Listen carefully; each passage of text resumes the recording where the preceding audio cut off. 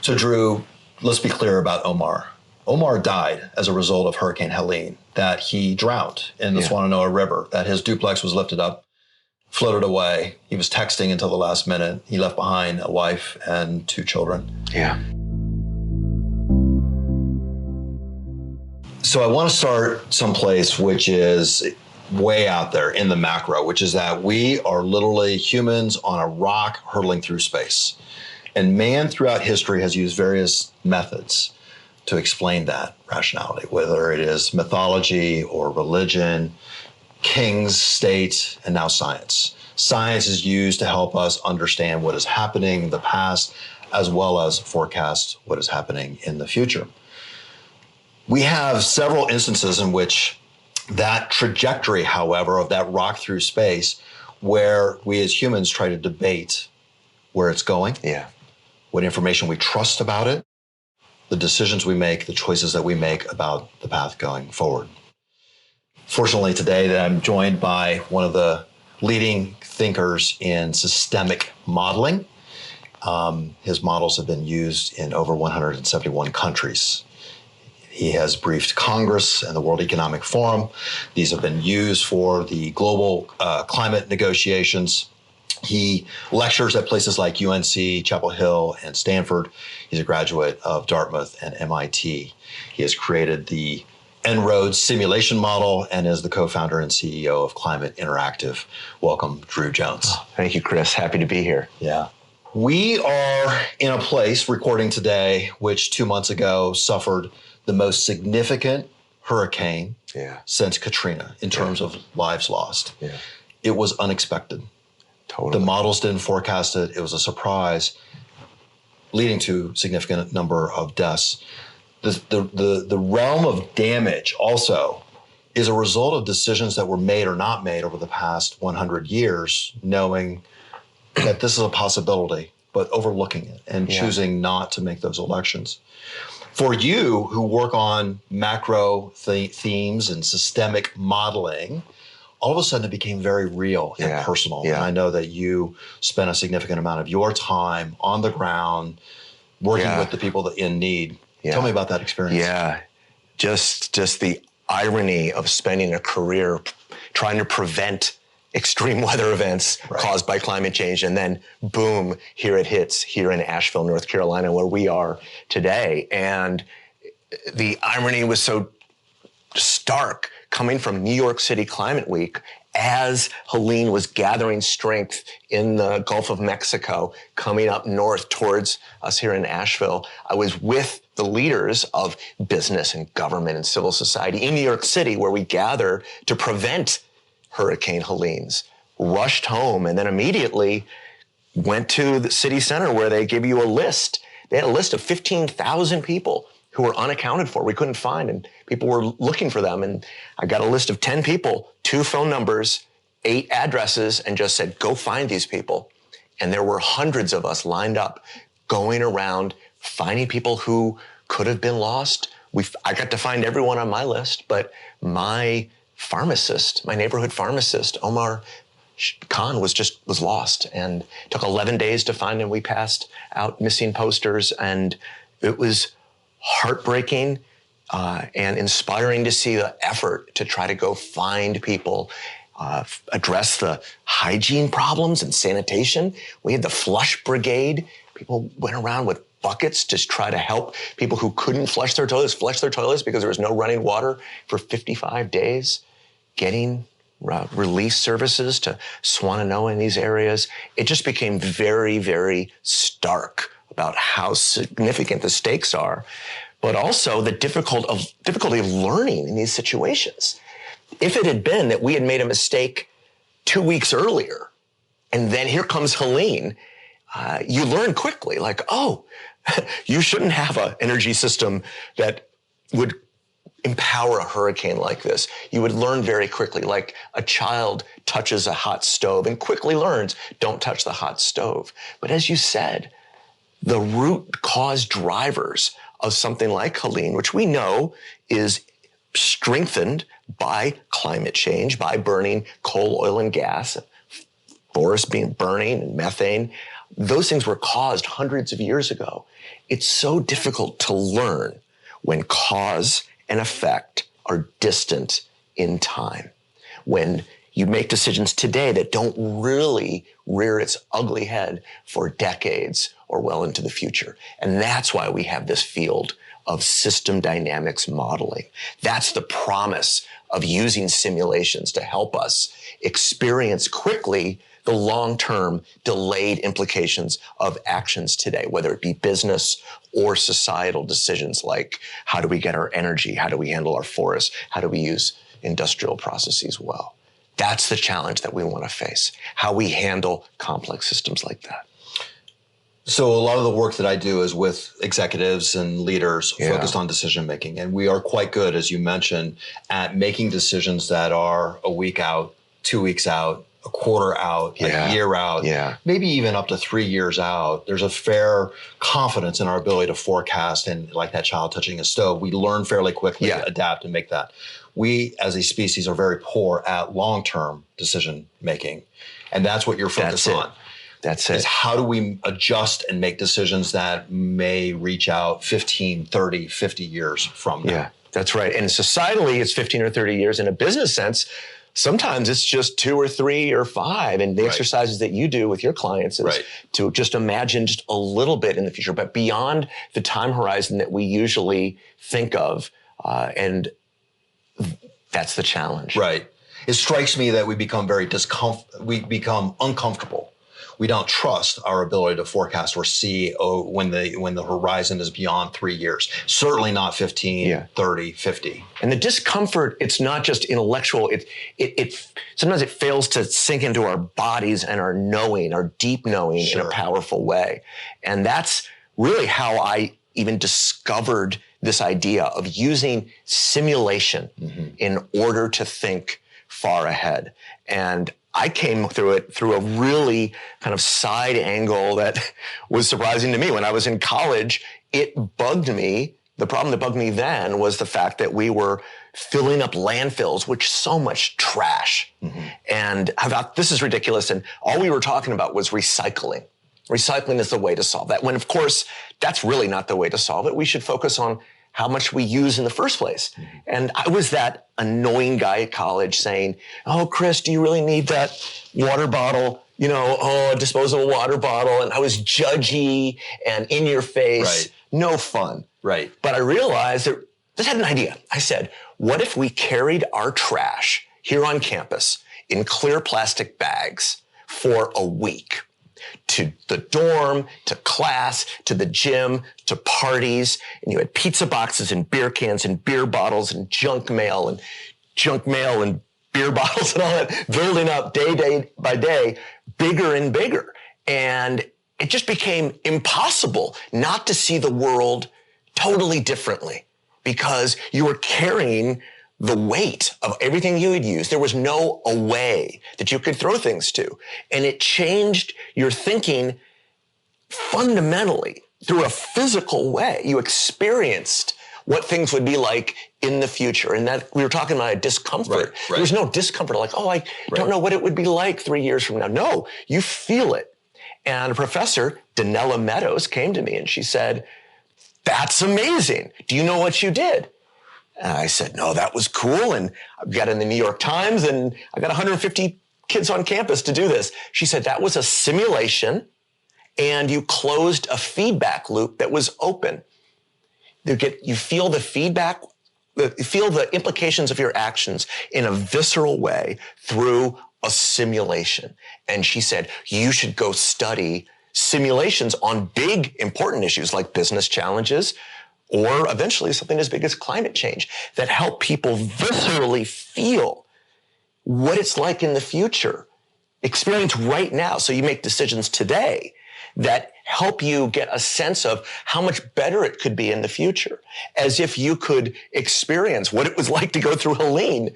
Like, how inspiring would that be if you felt what it would be like to go through what you and I went through with this hurricane now? Would we find the courage to make difficult business decisions, societal decisions about addressing a big, persistent, but challenging project problem like climate change Right.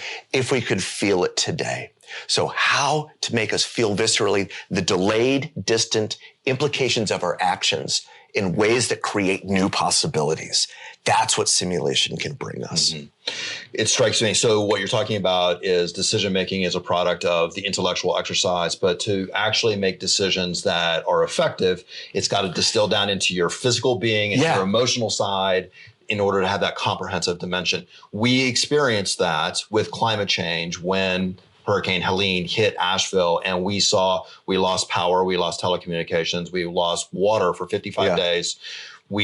People were dying. The National Guard was activated, and FEMA and private citizens came out and actually were part of the recovery effort and actually experiencing.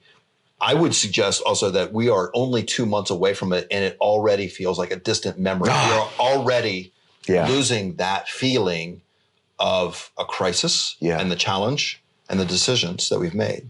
Is that fair? I notice it. I want to get back to normal. And we're starting to lose some of that urgency. Right. That's so critical.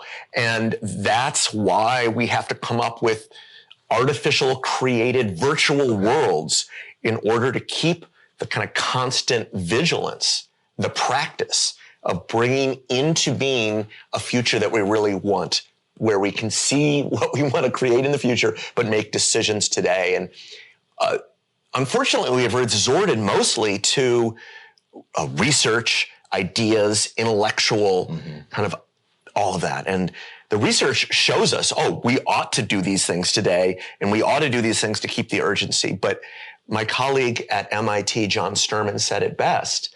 He said, research shows that showing people research doesn't work. Research shows that showing people research doesn't work. That's why we have to do what you said a few minutes ago. Keep it visceral, physical, where you can experience what it would be like. We have to help people learn on their own terms and experience better futures, ideally through simulation. It's a fascinating dynamic because we've talked about, as I led into this, which is that man has centered its ideas around progressively through mythology, religion, the king, the state, and now science. Yeah. But we don't believe the science. We don't believe the research.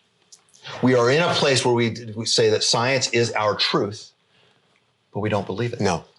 New information doesn't change people's minds. New experiences do. And that's what science misses, is like, the information is out there. Here's the facts. Right. Change your mind. Experiences do. That's what I was aiming for with the trash. That is what we could talk about in a minute. These climate simulations that help you viscerally feel the future bring new experiences, or the facilitation that you do, where you've told me about, imagine this company in 5 years. Right. 5 years. Yeah, in 5 years. Yeah, a lot of the work that we do is to actually disconnect from the realities of today in order to establish an ideal state 5 years out. And then we walk backwards from there. What has to be true by when in order to achieve that ideal state? What is our trophy and what do we want to accomplish? It completely inverts the cognitive process, the logical process associated with it. And it frees people who are really good at making decisions over the next week, the next 2 weeks, the next quarter. All of a sudden, they're free to imagine their ideal future. And it does create that experiential state. And by the end of the process, you get a lot of the reactions, which are, they come around to, logically we can do this, but I feel clarity. I feel joy, quite frankly, that there is a pathway to achieving this as opposed to the consternation of the difficult road ahead. And so there's some similar things that we do, but I also think about, and I want to get into how your simulation models are built and how they work and then the experiences that you create around the world, over 171 countries where you've created these experiences. But my mind immediately starts to spin into creating these synthetic experiences which allow people to experience something both good and bad so that we make better decisions. And that future that we could create so that we don't have to actually go through the actual experience of 150 people dead and billions of dollars in losses and an economy set back and lives and futures changed. Yeah.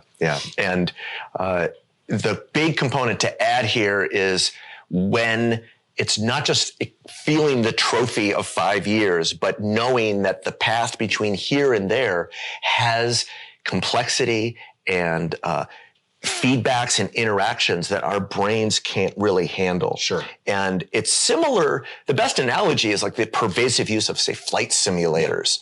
And someone before they're a pilot is going to spend a lot of time handling the mechanics of how an airplane works in that simulated environment. Getting a feel for it. Getting a feel for it along the way. And you just mentioned the trophy, of course, is that plane that you're flying safely on the ground. So you get to feel that. But along the way, these complex systems behave in ways that our mental models, the models in our heads that we use every day to make all our decisions, don't include what we call the dynamic complexity, the interactions, the ways that delays work and feedbacks work, the way an airplane is going to react, also the way that an economic system, a business system, or the climate will react to our interventions. So that's why we take the time to build rigorous simulation models that are accessible, but also consistent with the available science that's out there.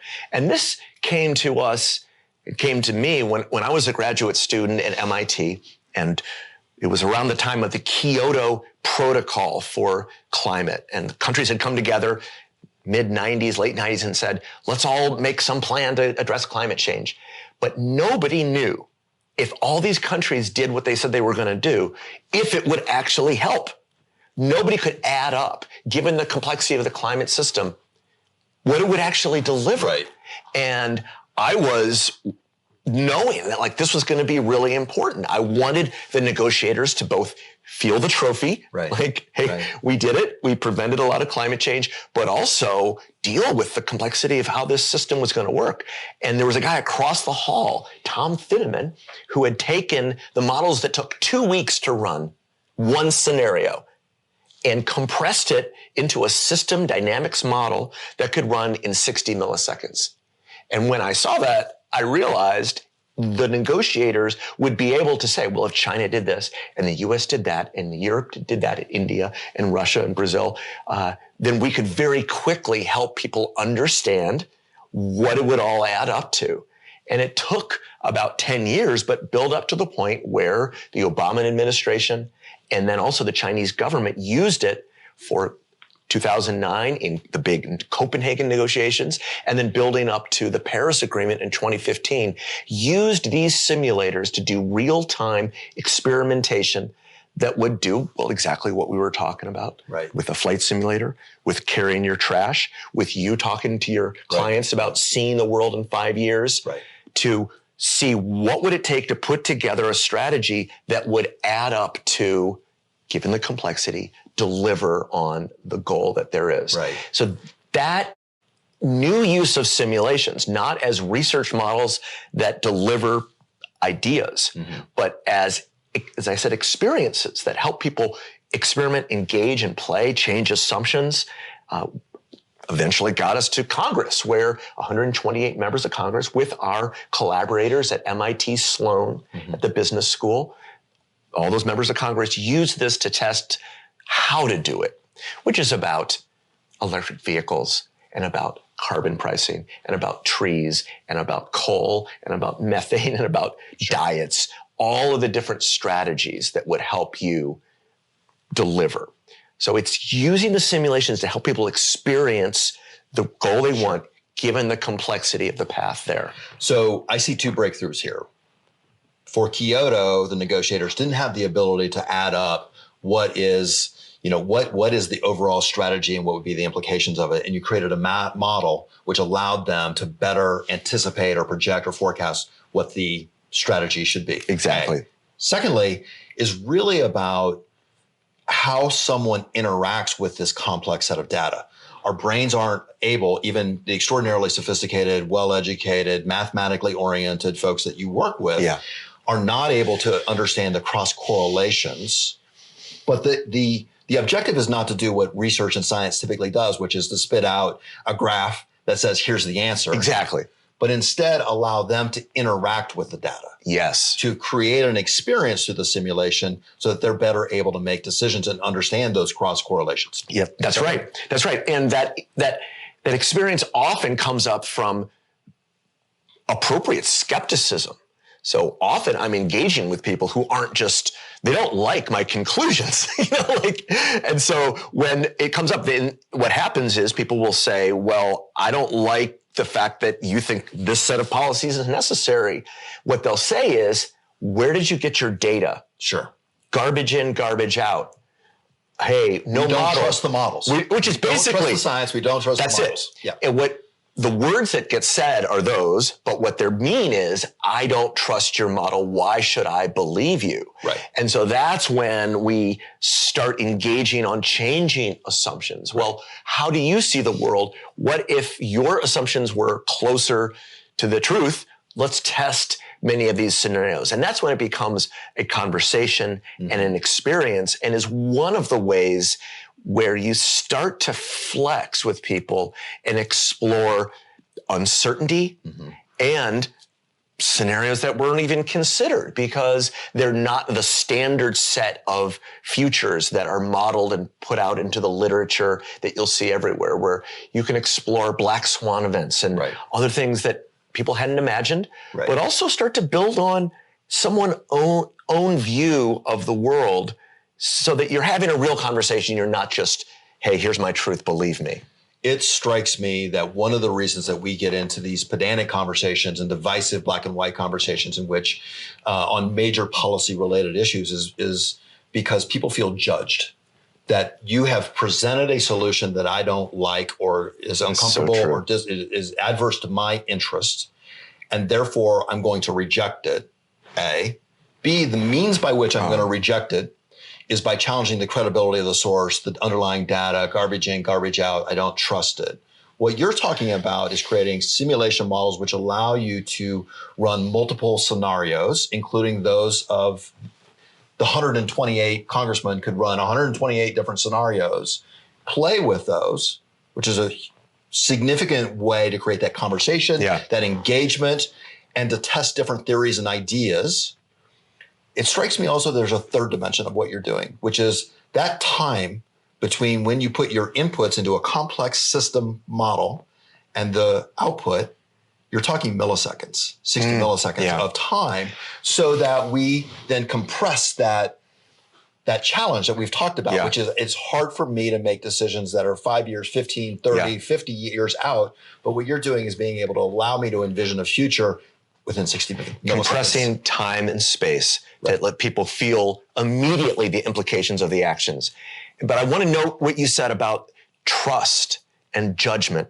And that is one of the biggest problems we have in the polarization of these conversations, particularly around something as contentious as climate change, where the stakes are so high financially. There's so much money to be won or lost.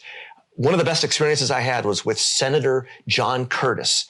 I was out at the Aspen Institute engaging a group, presented to 15 members of Congress. He said, wake up tomorrow morning, 6 a.m. here at the Aspen Institute. I need an hour and a half with your model before breakfast. We got up and played with it and explored all these possibilities. He's a Republican, and this is seen as a Democratic issue.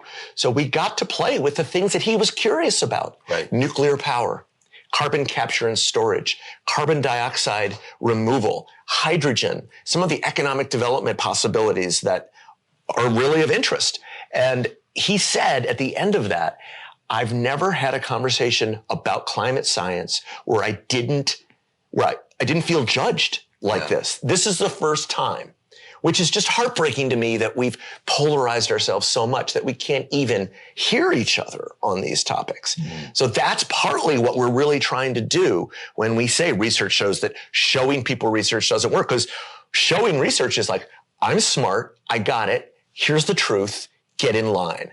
And well, we've seen how that's worked in the last 30 years. With the election, there's an abject rejection of that. We're smarter than you. Here's the answer. Do this. That is a major theme in the election.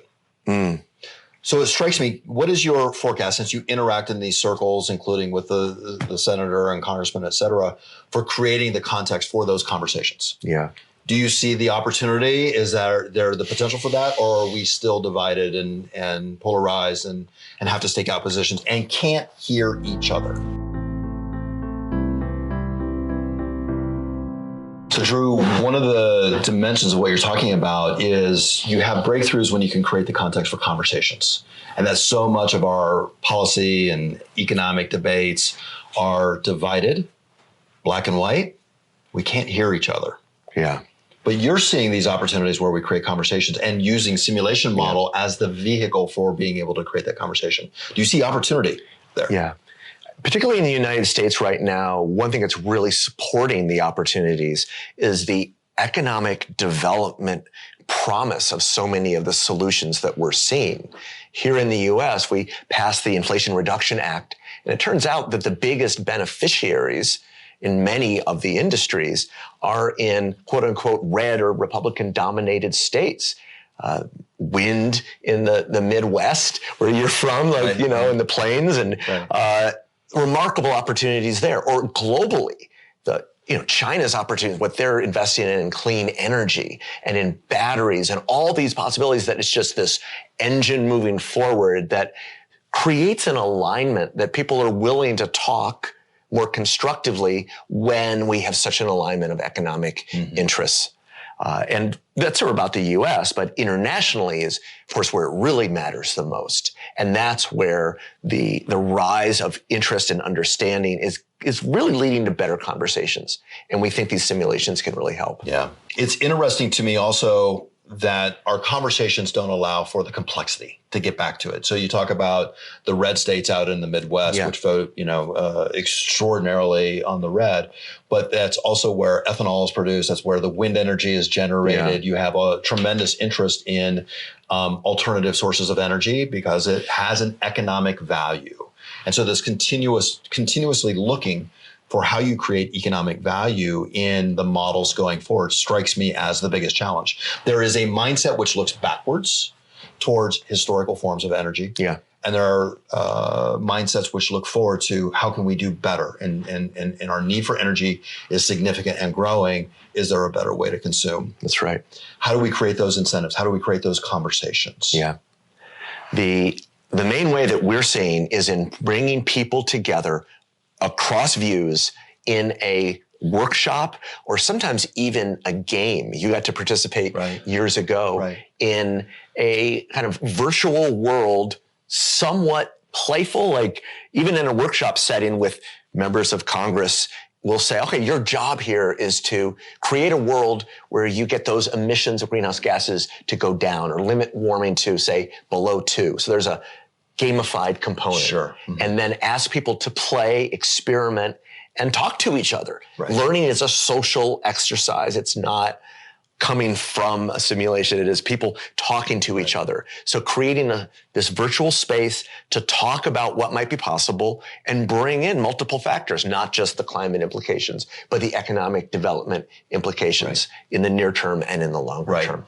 It strikes me that the participation element is really strong. You talk about creating a game out of it, so it relieves some of that pressure of a divisive issue, but makes it more of a game. They get to input their opinions. They get to be heard. They get to adjust and evolve. You can play with it in virtually real time. All of that changes how we frame the sets of issues. It does. And like with my business school students, we'll even go the next step with role playing in the game. And have people play the roles of fossil fuel companies, conventional energy, clean energy technologies, and then people sitting on the floor who represent the developing countries, people sitting on the floor who represent activists who are fighting for this or that. And what I'll do is I will put people in the opposite role of what they personally lean towards. And I'll say, and so we'll have the more conservative students playing the climate activists and the obvious environmental activists in my MBA class, they'll go be Rex Tillerson and run conventional energy as the head of Exxon. And what's the implication? Is it acting? Does it become playful as part of that, or vindictive, or all of it is in role playing? step back. All of it in role playing. There is some theater to it, right? But it's it goes beyond it.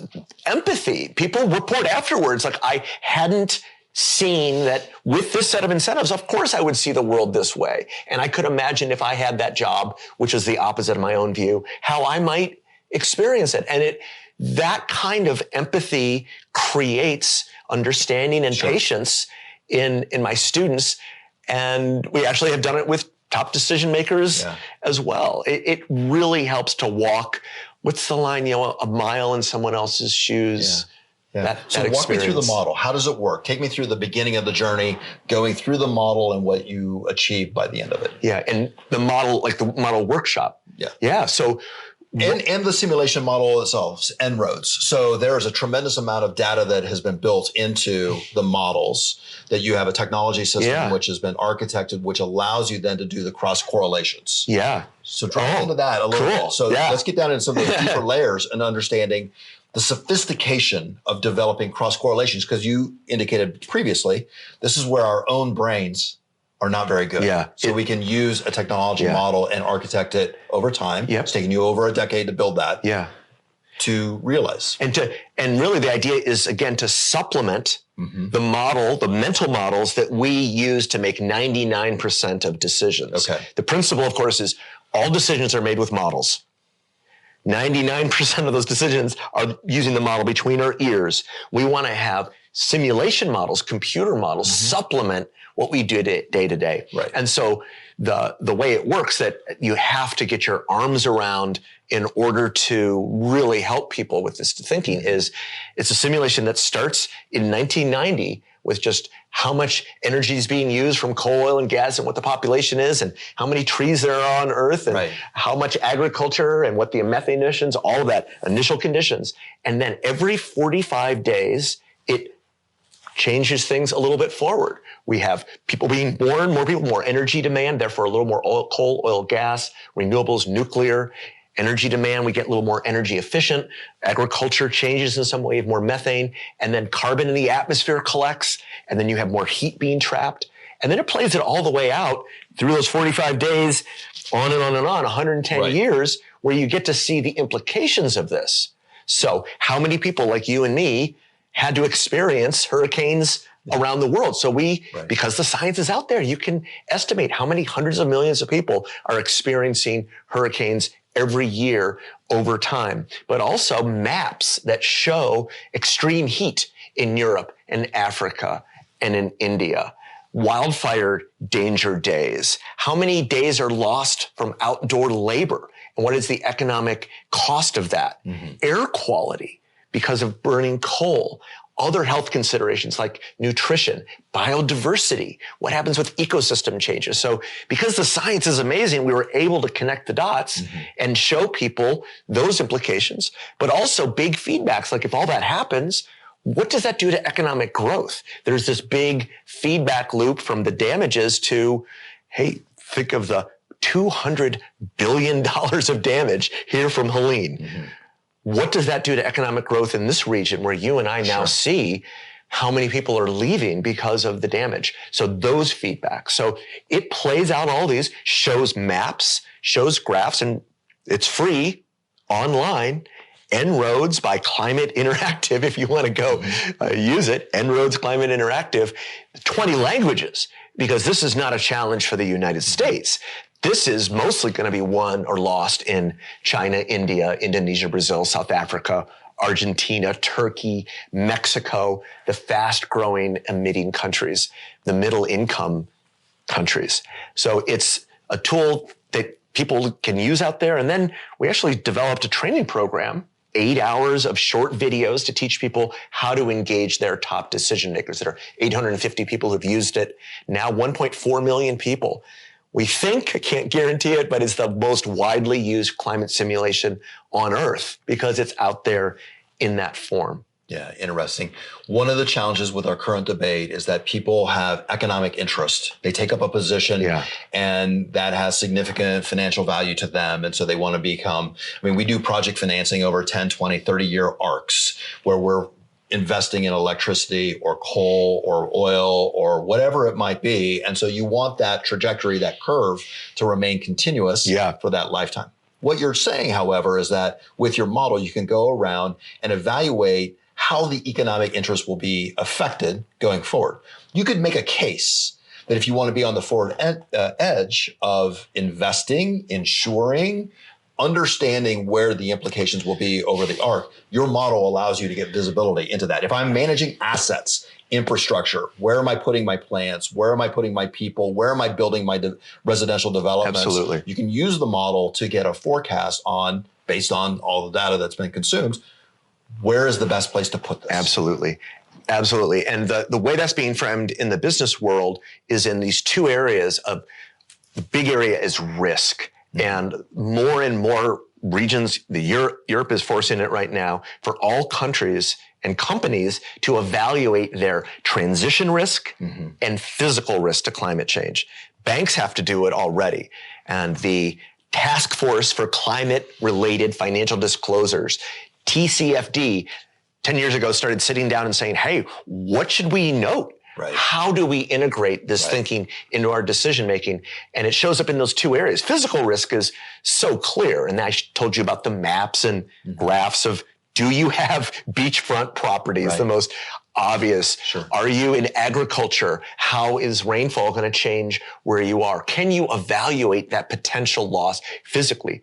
But the transition risk is the one that is more nuanced and more reliant upon our models and overall what are called integrated assessment models like En-ROADS, which is if the world got serious about taking action and you have a lot of assets in coal, oil, and gas, are there going to be stranded assets? Are you going to lose money? That is the transition risk question. If you are in agriculture and you don't change your ways, what happens? If you are in electric vehicle or in, General Motors and you don't get ahead of the curve, simulations that are out there, and there are many around the world that publish their findings. They're not set up like En-ROADS, but those are the ones that are informing our thinking about risk and valuing it, integrating those insights into a form where a company can calculate how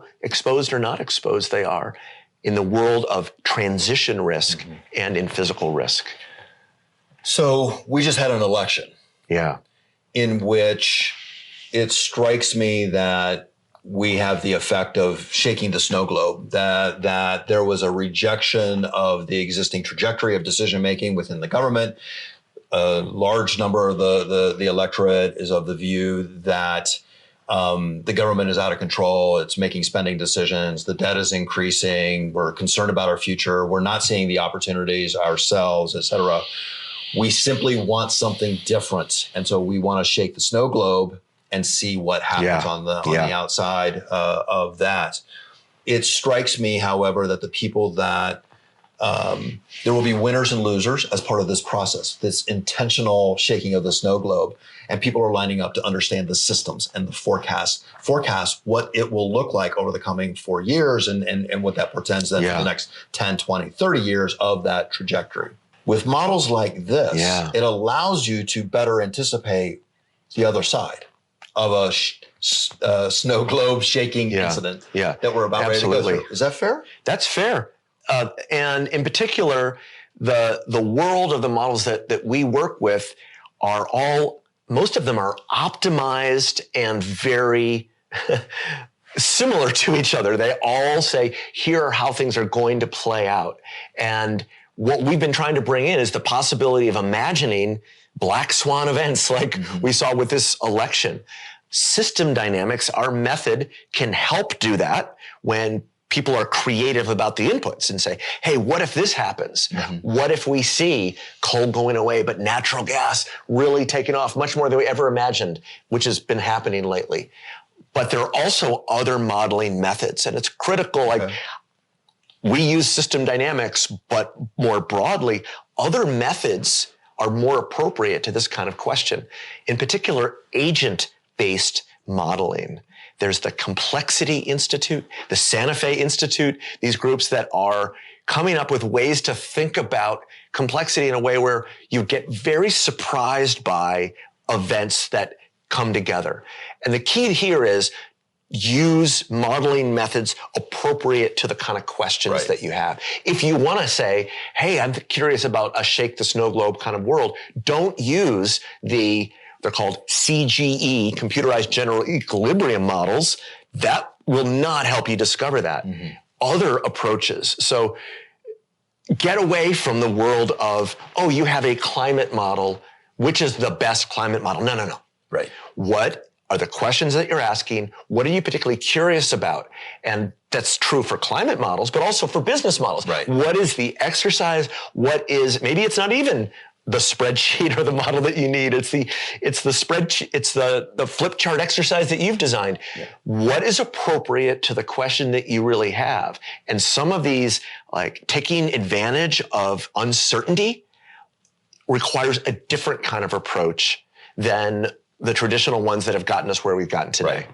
I find that all the time. It's important to identify the problem that you're trying to solve and then develop the model and the method that's most appropriate to that particular problem. If you mismatch it, you'll have a poor outcome and people won't trust it. They'll walk away from it. They'll go back to their, legacy thinking associated with it. If you can get true alignment between the methodology and the problem that's being solved, that's where you get the breakthroughs associated with it. And I think it's where some of the most creative thinkers that we see out there, they like the snow globe shaken environment because it creates change. It creates opportunities to change the inertia within the decision-making system. And they're going to take advantage of that. Yeah. I'm really curious, Chris, of what you've seen of how to help as we look to a future where there are these shake the snow globe kind of opportunities. I've just kind of admitted that my modeling methods are like, they stop short of that. What is the kind of approach that you think is needed for managers who are facing these kind of possibilities? Yeah, I think there's a whole range of things that are interesting here, which is your model strikes me as extraordinarily important and interesting in the context of being able to do simulation and creating conversations. Yeah. Creating engagement. Yeah. Creating that full body experience between understanding the intellectual side as well as getting down into my preconceived notions, the emotional reactions.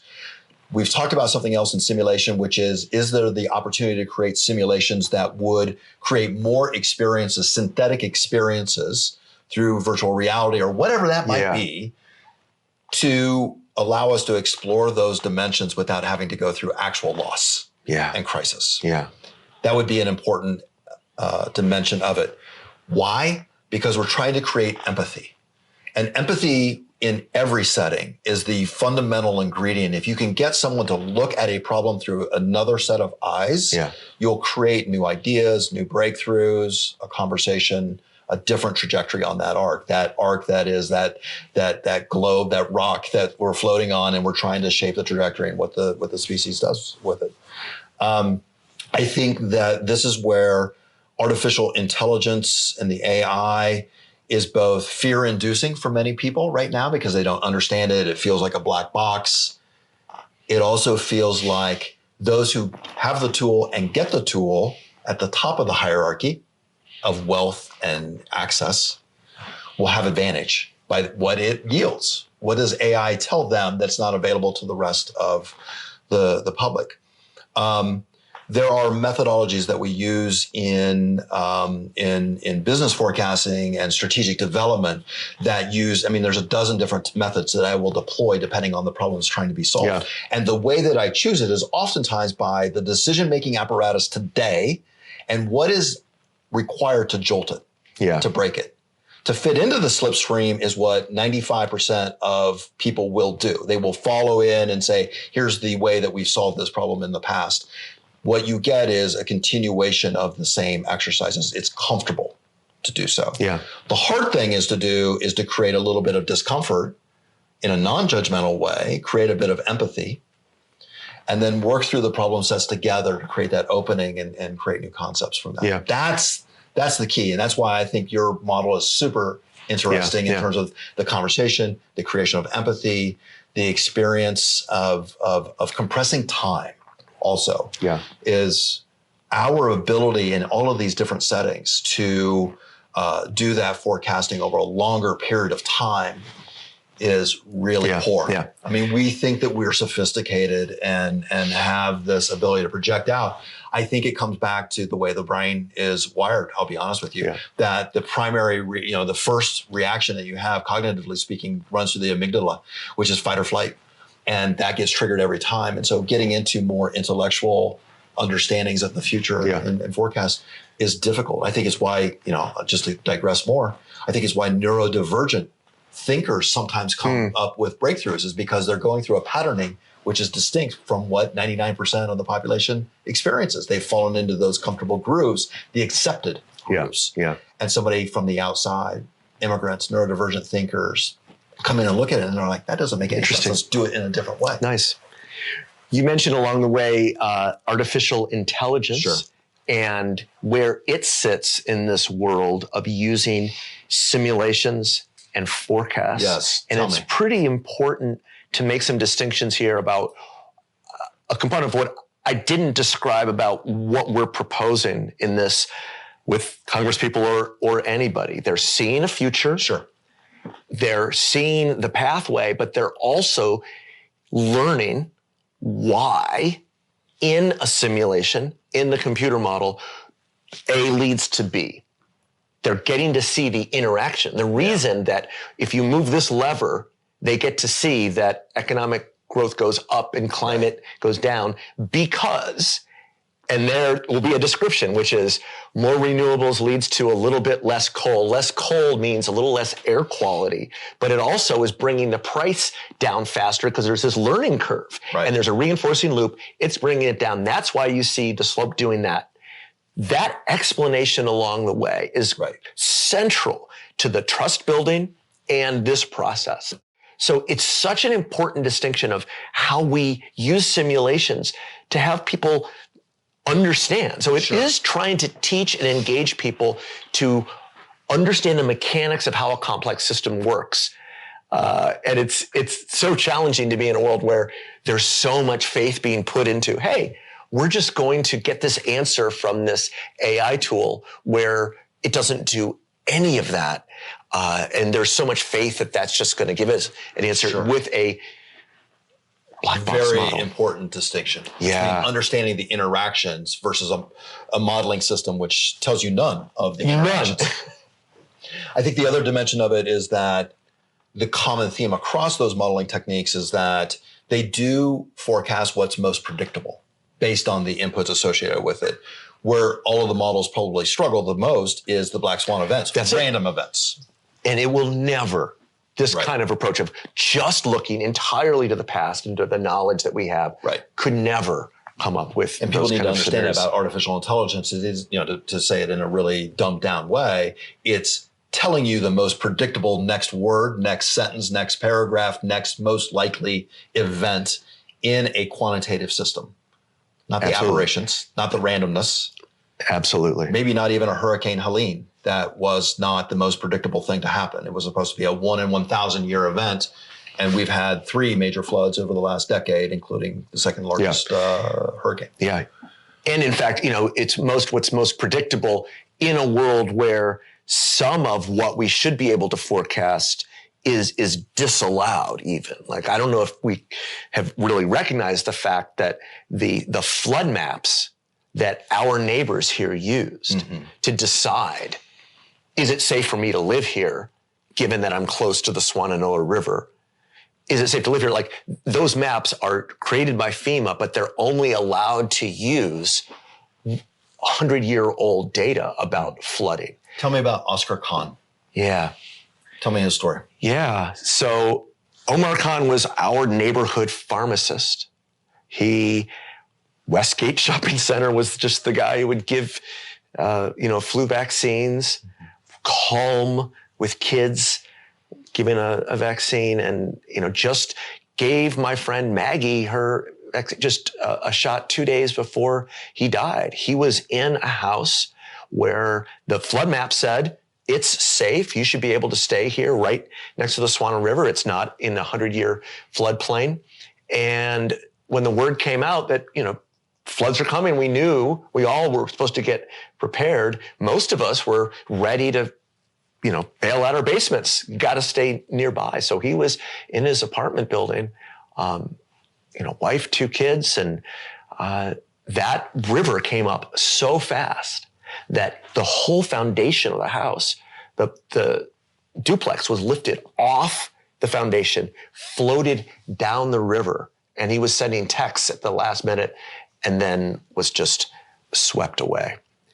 The map said, it's safe. You are okay here, because societally we decide it's not okay, or we shouldn't include these forecasts in our estimates of what's safe. Just in the same way, here in North Carolina on the coast, legally, the policies can't include sea level rise into what happens on the Outer Banks and what bridges get built or don't get built. You may not include it, even at the same time as insurance companies are realizing we can't insure these homes anymore. We're building in resistance to learning because we don't want the implications of the new maps or the policies in a world where we do have a Gulf of Mexico that's warmer, air that's warmer, and therefore you get black swan events like Helene we never thought would have happened. Right. So that's one reason that AI or other things that just look to the past can't help us as much with the future, because we're only looking to the past, and we actually are immune to some of the information that will help us into the future because we don't like the implications of it. Just to be clear, Oscar Khan died, drowned in the Swananoa River. He did. Passed away, left a wife and kids. And if we trace back the decisions associated with it, it was because the duplex where he was living was built in a place where looked at historical data, which said you're not in a floodplain. Absolutely. They built there anyway. We did not factor in future forecasts about what could happen or any probabilities associated with that. Absolutely. And lives are lost based on those decisions that are made with long-range decisions in which we are admittedly very poor at making those decisions. Absolutely. And just to make sure some of the other facts get in there about what happened is, Hurricane Helene formed in the Gulf of Mexico. You probably remember a time when those hurricanes would hit the coast and then die out pretty quickly. Sure. But the Gulf of Mexico over the last 100 years is now 2 to 4 degrees Fahrenheit warmer over the last century. So you look at the graph, it's just getting warmer and warmer and warmer. Hurricanes are fueled by hot oceans. And so that warmth fuels what usually would just die at the coast to travel 450 miles. We never thought that it would make it all the way up here and then hit the mountains and then drop an extra amount of rain. And it was that 31 inches of rain that led that Swananoa River to rise so fast to surprise all of us and Mr. Khan. So we have significant migrations internal to the United States, to Texas, to Florida, along the coast of the Carolinas, where they're increasing in population, increasing in the development, and yet with the increasing temperatures in the Gulf of Mexico and storm forecasts, the likelihood of damages, devastation, loss of life is significant and increasing, correct? Yeah. That strikes me as poor decision making. Yeah. And it's particularly striking here where we've topped lists of where you could go to flee climate change. That's one reason it was so surprising, is that people have moved here because you think they're getting away. And so it's even that idea that there is a place that you would go flee. Like, we now know we're all in this together. No one, even the wealthiest, can't run to somewhere else. And we joke that people are going to try to run to Mars to get away from it all. But we're in it together. The good news is, of course, we know what needs to be done.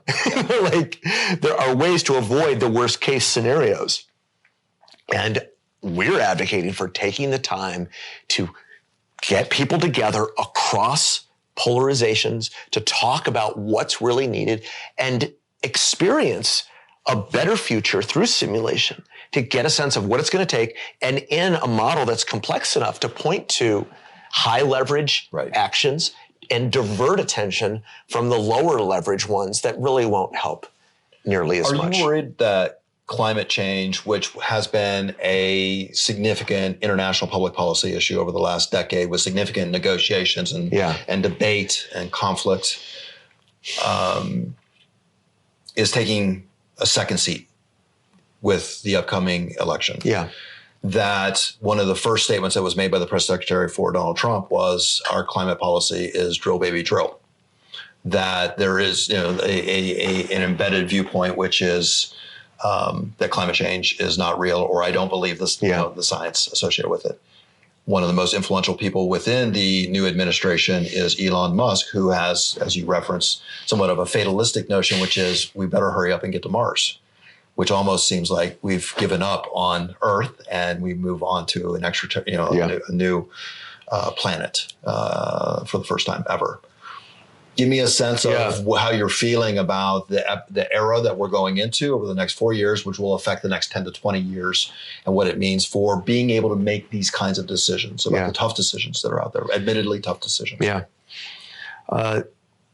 The interest and the commitment and the conversation, it ebbs and flows, and it is that kind of cycle.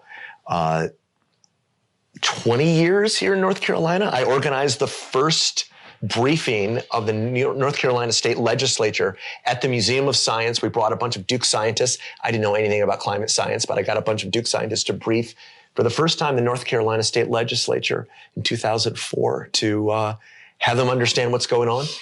It was high. It goes down, it goes up, it goes down. We're definitely in the United States at a down, particularly for international negotiations, but the world is engaged and thinking about it. So I'm worried for this next few years, and yet it ebbs and flows. So we'll be back. Right. Awesome. Well, I'm curious, Chris, your experience of what it was like in those first weeks and now months after Helene. You do so much work supporting local business people. What was it like?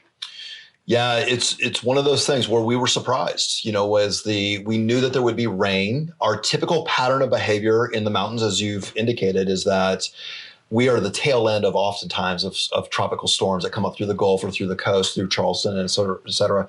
And we will get 3 to 6 inches of rain at the end of that process. Yeah. This was different. It picked up more power and actually hit up here.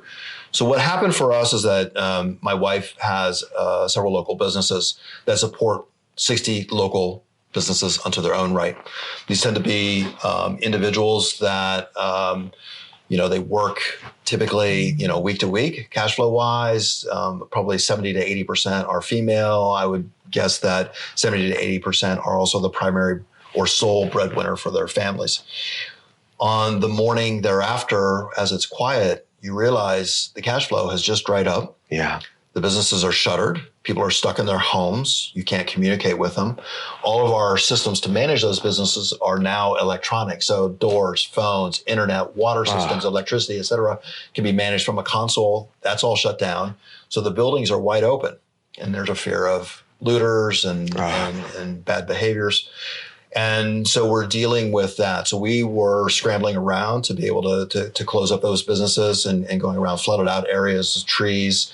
We had power lines that made the parking lots inaccessible in one of the locations, et cetera. But the objective is, how do we get these back up and running? Because we support 60 people as quickly as possible. So one of them was able to open within 8-9 days and get people back in. They were fantastic and brought in, enabled their spaces. It's a shared space type business to allow those who were disaffected to come in and share it on the off hours, et cetera. So there was the sense of community and collaboration and helping each other out really came through extraordinarily strong. We've had trouble because it's in the business of hairstylists and estheticians and things of that nature. They are dependent on clean water. We did not have potable water, drinkable water. You do not want to dye somebody's hair with water that is being chemically treated or full of sediment. So that is a high dollar item that is very difficult to do. So we're bringing in water to support that. We have the same issues with the flush brigades and being able to flush toilets and what have you. After approximately 30 days. We were able to get that location up and running and make it all work and get people back to work. But what will happen in this economy, and you mentioned it before, is that Asheville is a significantly a tourist-based economy. So a significant amount of our income in the city, in the county, comes from tourism. Something like $2 billion comes in the fourth quarter alone, projected. That number will shrivel up into a fraction of that amount, and downtown is still quiet. Open for business now, and the hotels are open, and the restaurants are open, and we're getting back underway. But folks that are at that living wage or less, which tend to be your folks that work at breweries and are waiters and work at the hotels and park cars and all of those sorts of things, will leave. Yeah. And so our economy over the next 6 to 12 months will change quite significantly. And what happens is, those that are labor and at the working wage will go to Charlotte, will go to Greenville, will go to Atlanta, will move somewhere else where they can pay their bills and make things happen. And again, I think that there's a dimension of this, that these are also the people that spoke out during the election, and they feel hurt and disaffected, and they've got real bills and real challenges and families that are hurting, and they've got to make choices and decisions. And so that's the change that we'll see at the working level of our economy. And I think what'll come in is that the Asheville will still be popular with money. And so we have significant amount of tourism and second homes and things, people that retire to Asheville. So it'll grow at the top, and you'll get some of the same challenges that you have with Aspen, which is that it's a very expensive place to live. And the economy shifts in dramatic fashion. It is changing away from the Appalachia that it was, 20 years ago. Yeah. So we're changing in character as a product of these sorts of shifts. Drew, you've been extremely generous with your time today, and this is fascinating conversation. And again, it gets back into how we make long-range decisions that affect very short-term, lives and property loss and our economic interest and the development of our families. And so I want to thank you for joining me and taking us through this. Tell me again how people can experience your model, because that's one of the great differentiators about what you do, is that most models are developed, quote, in ivory towers, and they spit out a result, and here's the graph, and it tells you what the right answer is. People, ordinary people, decision makers, leaders across all stripes and in 20 different languages can go and directly access your model and use it for themselves to experience it. Thank you. The 3 ways to think about this. One is very specifically, the simulation is called En-ROADS. The organization that I lead is called Climate Interactive with MIT Sloan. So Google any of that, and there it is. And the training course and the game and the workshop and all the different forms, En-ROADS. More broadly, outside of climate and the economy is the field of system dynamics. We're just one example of this field of system dynamics modeling, which has thousands of practitioners around the world studying and building simulations on other topics, likely in the domains that anybody out there is interested in. But more broadly, what I'm talking about is really just an Excel spreadsheet away from anybody. It's looking into the future with some grounding in some of the math to envision what things could be at some point in the future. Or it's a flip chart. It's a spreadsheet. It's a flip chart. It is just that process that says, what do I want to see in the future? Where are we today? What do we think is really driving the change that's going on now? And applying just another level of rigor to the analysis. So it should be accessible to anybody. Right. Fantastic, Drew. We'll put all of that in the show notes, and so people can access it there. But that's the key lesson here, which is that your decision is a product of how you think about the problem. And so you're talking about all kinds of different methods which allow us to explore how to think about problems in different ways. That we just don't have to shut down. We don't have to step away. There's tremendous opportunity in that. So thank you. All right. Thanks, Chris. You bet.